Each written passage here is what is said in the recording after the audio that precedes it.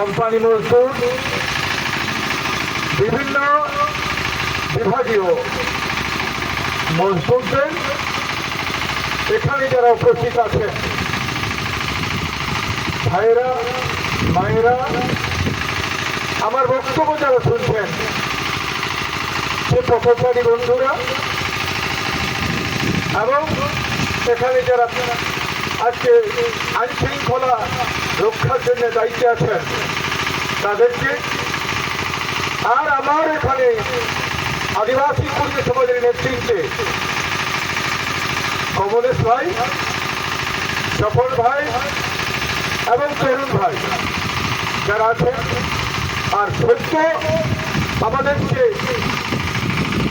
শ্রমিক সংগঠন, ঠিকা মজদুর সংগঠন হয়েছে তার সভাপতি, সম্পাদক, সবাইকে হার্দিক অভিনন্দন জানাই। আমি কয়েকটা কথা বলব। আপনারা জানবেন যে সংগ্রাম হচ্ছে সবচেয়ে বড় জিনিস, এবং সংগ্রাম যদি সঠিক হয় আপনি গন্তব্যস্থলে অবশ্যই পৌঁছাবেন। সংগ্রামের বিকল্প কিছু হতে পারে নাই। আজকে আমার জায়গা, আমার মাটি, আমার পাহাড়, আমার জঙ্গল, এ কথা বলেছিল একদিন সিধু কানু, একদিন বলেছিল রঘুনাথ মাহাতো, একদিন বলেছিল ভগবান বিরসা মুন্ডা। এরা বলেছিল আবহাওয়া দিশম আবহাওয়া রাজ, আমার গাঁও আমার রাজ, এটা বলেছিল। আর এখানে লড়াই করেছিল রেভিনিউর বিরুদ্ধে। অর্থাৎ যে জঙ্গল কাছে, যে রাস্তা করেছি জঙ্গল কাছে, ঘর বাড়ি বানাইছি, যে জঙ্গল কাছে ক্ষেত বানাইছি, তার খাজনা তোমাকে কেন দিব? এর জন্য লড়াই ছিল। আর আজকে আমার গায়ের মাঠে আমাদের জমির উপর কারখানা বনেছে, আর আমরা মাগিতে যাচ্ছি, আমাদের উচিত দামটা পাচ্ছি না। অর্থাৎ আমাদের মিনিমাম ওয়েজ অ্যাক্ট, ভারতবর্ষের সরকার এই ভারত দেশটাকে চালাবার জন্য আইন তৈরি করেছে। এইটা হচ্ছে সবচেয়ে বড় জিনিস, হচ্ছে ইন্ডিয়ান কনস্টিটিউশন। ভারতীয় সংবিধান সবার বড়। একজন পুলিশ, একজন ডিএম, একজন এসপি, একজন সাধারণ কেরানি, একজন কারখানার শ্রমিক, কে কেমন ভাবে চলবে তার প্রত্যেকটা কথা কিন্তু লেখা আছে ভারতীয় সংবিধান। ভারতীয় সংবিধান যে ফলো করে নাই, তার মানে he is violating the constitution. ভারতীয় সংবিধান সে ফলো করছে নাই, মানে ভারতীয় সংবিধান সে জানে নাই, বুঝে নাই, এবং ভারতীয় সংবিধান মানে নাই। আমরা যে দাবিগুলো শুনল, সে দাবিগুলো ন্যায়সঙ্গত। একটা মানুষের, একটা খাদ্য খাওয়া মানুষ যেখানে কাজ করছে, তার একটা ন্যূনতম মজদুরি দেয়। এটা ফ্যাক্টরি অ্যাক্ট বলেছে, ফ্যাক্টরি অ্যাক্টে প্রথমেই বলেছে, যদি তুমি তার মিনিমাম ওয়েজ দিতে না পারো তাহলে তোমার ফ্যাক্টরি চালাবার অধিকার নাই। আমি বলছি নাই, আমার ওই যে ফ্যাক্টরি অ্যাক্ট আইনগুলাই বলে দিয়েছে।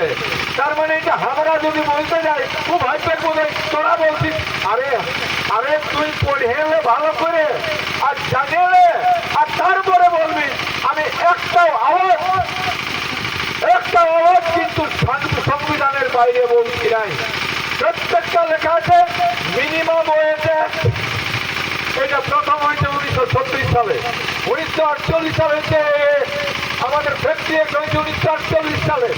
এবং প্রত্যেকটা আইনে লেখা আছে তুমি ফ্যাক্টরি অ্যাক্ট মানবে কিভাবে, তুমি মজদুর রেখে কিভাবে তুমি বেতন দিবে। এবং আমি বলবো এখানে দেশটা তো পরাধীন লড়ি বাবা, স্বাধীন দেশ।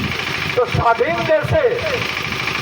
দেশে আমার ফ্যাক্টরি চালাতে গেলে মালিক এবং মজদুর তাদের সম্পর্কটা কেমন থাকবে? বাপ বেটার ইচ্ছা। রাজ্যে মনে রাখবেন, প্রত্যেকটা মালিক কিন্তু মনে করে এরা বন্ধুয়া, সেটা নাকি একদিন ছিল ফ্রান্সে, একদিন ছিল ওয়াশিংটনে ছিল।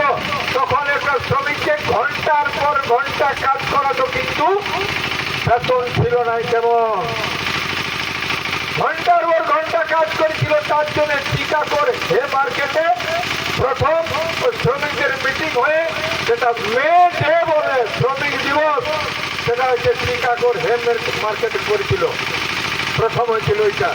তো মনে রাখবেন, আমরা এখানে এসেছি মানে আমরা এইখানে যে লেবারদেরকে উস্কাতে আসি নাই, আর আপনি ভাববেন নাই আপনার ফ্যাক্টরিটা বন্ধ করতে আছে। এতদিন আপনি করেন নাই, আপনাকে আমরা বলবো উচিত আপনি দাম দেন নাই কেনে, তার জন্য খেসারতি আদায় হবে। চ্যালেঞ্জ করছি এইখানে, আপনারা ঠিক থাকবেন। আর এখানে কি করে ফ্যাক্টরি চলবে আর সেটাও দেখাবো। আইনগত ভাবে তোকে বসতেই হবে। এখানে শ্রমমন্ত্রী আছে, তার জন্য দেখভালের জন্য এখানে আছে লেবার কমিশনার। জানিবেন লেবার কমিশনার অন্ধন বোমানো কালা হয়ে গেছে, তাদের কাছেও আমাদের কপি যাবে।